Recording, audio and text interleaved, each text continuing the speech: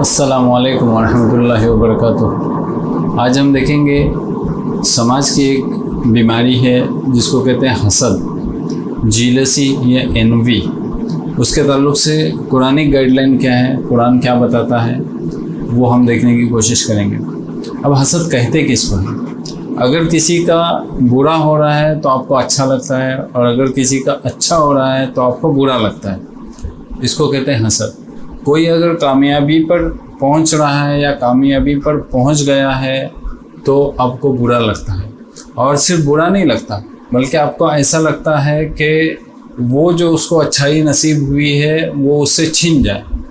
वो आपको मिले, और आपको ये लगता है कि मैं डिज़र्व करता हूँ और उसको कैसे मिला। इसे कहते हैं जलन। तो ये हसद, जलन जो हमारे दिल से निकलता है, उस वक्त हमें क्या करना चाहिए, और कुरान हमें गाइडलाइन क्या कहता है? कुरान कहता है कि वला ततमन्नौ मा फद्दलल्लाहु बिही बाज़ुकुम अला बाज़िन, यानी तुम तमन्ना न करो उसकी जो अल्लाह ने दिया है एक को दूसरे के ऊपर फजीलत, उसकी तमन्ना न करो। हर एक का अपना हिस्सा है,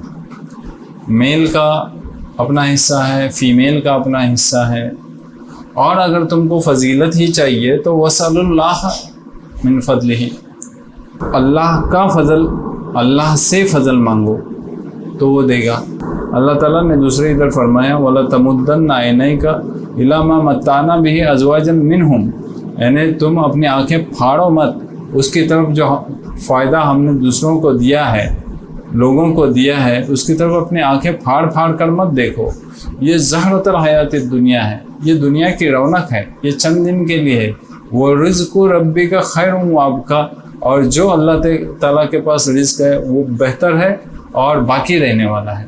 इसलिए जो कुछ आज हम देखते हैं, लोगों के पास कार है, बंगला है, गाय और पैसे हैं, बहुत मालदार है, तो उसके ऊपर हमको जलना नहीं चाहिए, क्योंकि हमको ये समझना चाहिए ये तो दुनिया की ज़िंदगी के सामान है और ये तो ख़त्म होने वाले हैं, और जब हम अल्लाह की तरफ चले जाएंगे तब जो वो देगा वो बड़ा बेहतरीन तोहफ़ा होगा, और उसी की हमको फ़िक्र करनी चाहिए।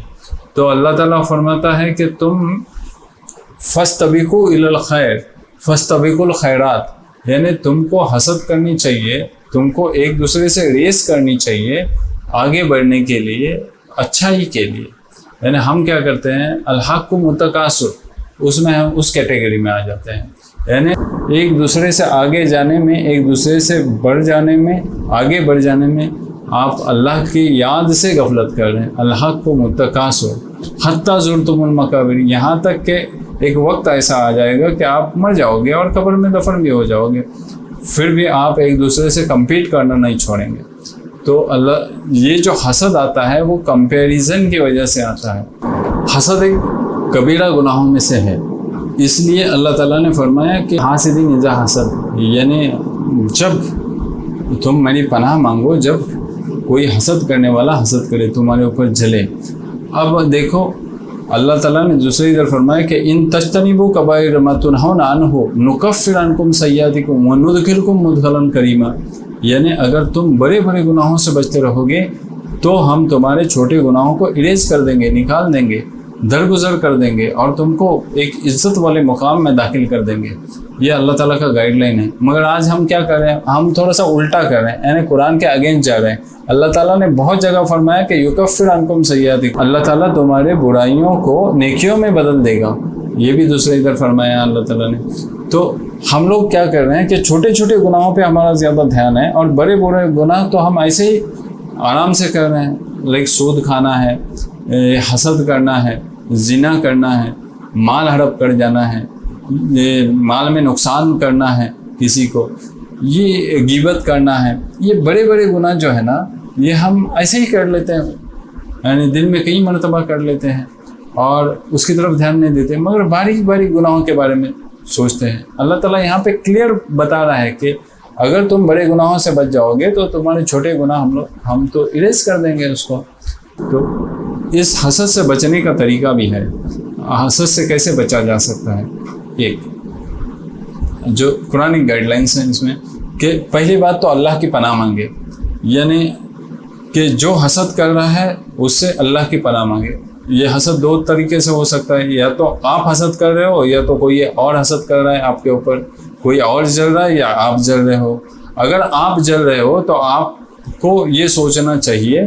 کہ دینے والی ذات اللہ ہے، کوشش کرنے والی ذات میں ہوں، تو مجھے کوشش کرنی چاہیے، میرے اندر ایسے کیا لیکونیز ہیں اس کو فلفل کرنا چاہیے، پھر اللہ تعالیٰ مجھے بھی ویسے ہی دے گا۔ ایک چیز، اگر وہ سامنے والا حسد کر رہا ہے تو آپ کو یہ سوچنا چاہیے کہ وہ اس کے تھاٹس ہیں، اگر وہ جل بھی جائے تو بھی ہمیں کچھ فرق نہیں پڑتا، جب تک اللہ تعالیٰ ہمیں کچھ نقصان نہ پہنچانا چاہے تو نہیں پہنچا سکتا۔ اس لیے اللہ کی پناہ مانگنی چاہیے کہ میں جو وہ حسد کر رہا ہے، میں اے اللہ میں تیری پناہ چاہتا ہوں۔ اب یہ ہو گئی۔ سیکنڈ کہ جو حسد کر رہا ہے اس کے ساتھ رشتہ توڑو نہیں، اس سے تو آپ کمپیشنیٹلی پیش آ جاؤ، اس سے زیادہ رحم دلانہ بات کرو، اور اس کو ہو سکے تو سمجھانے کی کوشش کرو اور سمپتھی اس کی طرف ظاہر کرو، تبھی وہ ہو سکتا ہے کہ اس کی جو نگیٹو وائبریشن جو سینڈ کر رہا ہے آپ کے بارے میں وہ سٹاپ ہو جائے۔ آپ اگر اس کے ساتھ اچھائی سے پیش آ رہے ہیں تو اور زیادہ اچھائی سے پیش آؤ، یعنی احسان کرو۔ قرآن نے کہا کہ ادفع باللتی ہی احسن، اگر وہ جل رہا ہے تو پہلے جیسے آپ اس کے جلنے سے پہلے جیسے آپ اس سے پیش آ رہے تھے اس سے بہتر طریقے سے اور پیش آؤ، تو پھر یہ حسد اس کا کم ہو سکتا ہے۔ اور فورتھ تھنگ جو اللہ تعالیٰ نے گائیڈ لائن کیا ہے کہ صبر کرو، وَإِن تَصْبِرُوا وَتَتَّقُوا لَا يَضُرُّكُمْ كَيْدُهُمْ شَيْئًا، اگر تم تقوی اختیار کرو اور صبر کرو تو ان کا پلاننگ اللہ تعالیٰ کے اگینسٹ کچھ کام نہیں کرے گا۔ یہ اللہ تعالیٰ کے گائیڈ لائنس ہیں۔ یہاں پہ جب ہم حسد کرتے ہیں تب ہمیں یہ سوچنا چاہیے کہ ہم حسد اس آدمی سے نہیں کرتے، مگر اس کے پاس جو پوزیشن ہے، اس کے پاس پاور ہے، اس کے پاس ملکیت ہے، جائیداد ہے، پراپرٹی ہے، زیادہ بچے ہیں، زیادہ کھیتی ہے، اچھی کار ہے، اچھا بنگلہ ہے، بیوی اچھی ہے، بیٹے اچھے ہیں، بیٹے ہوشیار ہیں، بیٹے اچھے کما رہے ہیں، اس طریقے سے ہم جلن محسوس کرتے ہیں۔ کیوں ہم جلن محسوس کرتے ہیں؟ کیونکہ ہم یہ سوچ لیتے ہیں کہ ہمارے پاس وہ نہیں ہے، یعنی کیا کرتے ہیں ہم ہماری کمزوریوں پہ دھیان دیتے ہیں اور ہم لوگ ہماری اچھائیوں پہ دھیان نہیں دیتے، جس کی وجہ سے کیا ہوتا ہے ہم لوگ اللہ تعالیٰ سے گریٹفل نہیں ہوتے، اللہ تعالیٰ کا شکر ادا نہیں کرتے۔ اللہ تعالیٰ دو چیزوں سے آزماتا ہے، ایک تو ہم کو مصیبت دے کے آزماتا ہے اور مصیبت دینے کے بعد ہم کتنا صبر کرتے ہیں وہ دیکھتا ہے، اور ایک تو ہم کو کچھ دے کے آزماتا ہے، اس پہ ہم کتنا شکر کرتے ہیں یہ دیکھتا ہے۔ تو ہمیں حسد نہیں ہوگی تب جب ہم اپنے اچھائیوں پہ اور جو ہمارے پاس کوالٹیز اللہ تعالیٰ نے دیے ہیں اس کے اوپر ہم دھیان دینا شروع کر دیں، تب ہمیں جلن نہیں ہوگی کسی کے اوپر۔ اور ہم کو یہ سمجھنا چاہیے کہ ہر آدمی یونیک ہے، اب اس کی وہ کوالٹیز تھی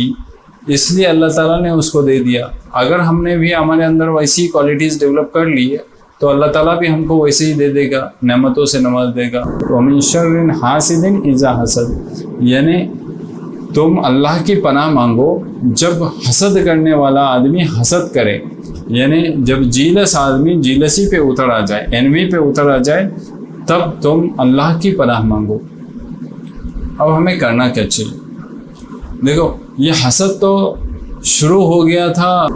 جب اللہ تعالیٰ نے یہ ڈیسائیڈ کر لیا تھا کہ آدم کو بنائیں گے، اور تب اللہ تعالیٰ نے ابلیس کو کہا کہ سجدہ کر لو، تب وہ جل گیا کہ میں تو نار سے بنا ہوں، خلقتنی من نار و خلقتہ من طین، یعنی تو نے مجھ کو نار سے بنایا ہے اور تو نے اس کو مٹی سے بنایا، آدم کو مٹی سے بنایا، اور تو مجھے کہہ رہا ہے کہ سجدہ کر لے، تو میں نہیں کرتا کیونکہ میں سپیریئر ہوں۔ یہ حسد ہو گیا، ابلیس نے حسد کیا۔ پھر حابیل اور قابیل نے حسد کیا، یعنی حابیل نے حسد کیا اس بات پہ کہ قابیل کی قربانی نظر اس کی قبول ہو گئی، اس لیے حابیل نے قابیل کا قتل کیا، یہ آدم علیہ السلام کے بیٹے تھے۔ پھر یوسف علیہ السلام کے بارے میں اگر سوچیں گے تو یوسف علیہ السلام کے بھائیوں نے اب جلن کیا ان کے اوپر اور ان کو کنویں میں پھینک دیا۔ پھر اگر ہم دیکھیں گے کہ حسد کا معاملہ قارون کے بارے میں بھی ملتا ہے کہ جب قارون جا رہا تھا اپنی بڑی زینت کے ساتھ، تب لوگ حسد کر رہے تھے، جل رہے تھے اور یہ سوچ رہے تھے من ہی من میں کہ کاش ہم کو یہ قارون کا خزانہ نصیب ہوتا۔ تو اس طریقے سے حسد تو پرانے زمانے سے چالو ہے، پرانے زمانے سے شروع ہے اور آج بھی حسد ہوتا ہے۔ مگر جب بھی اگر حسد ہو جائے تو ہمیں یہ سوچنا چاہیے کہ اس میں کچھ تو کوالٹیز ہیں، اس کی وجہ سے اللہ تعالیٰ نے اس کو دیا ہے، اور ہمارے اندر کچھ کوالٹیز کم ہیں، تو ہمیں فوکس اس بات پہ کرنا چاہیے کہ میرے اندر کیا کوالٹیز کم ہیں جس کی وجہ سے اللہ تعالیٰ مجھے کم دے رہا ہے، اور میرے اندر ایسے کیا ڈیزائر ہونے چاہیے اور میں کس بات کی کوشش کرنی چاہیے کہ میں اس مقام تک پہنچوں۔ یہ نہیں کہ مجھے جلن کرنے سے کچھ فائدہ ہوگا۔ دیکھو، جو آدمی اگر جلتا ہے تو سامنے والے کو پتہ نہیں رہتا کہ وہ کیا جل رہا ہے یا جل رہا ہے یا نہیں جل رہا ہے، یہ کسی کو پتہ نہیں رہتا۔ اب آپ من ہی من میں چل رہے ہو، اس کا برا سوچ رہے ہو، برا سوچنے سے کسی کا برا نہیں ہوتا، یہاں تک کہ اللہ نہ چاہے اگر کسی کے ساتھ برا کرنا، اور آپ اگر کسی کو فائدہ بھی پہنچانا چاہو تو نہیں پہنچا سکتے، یہاں تک کہ اللہ نہ چاہے کہ کسی کو فائدہ پہنچانا۔ تو اگر ہم دیکھ لیں کہ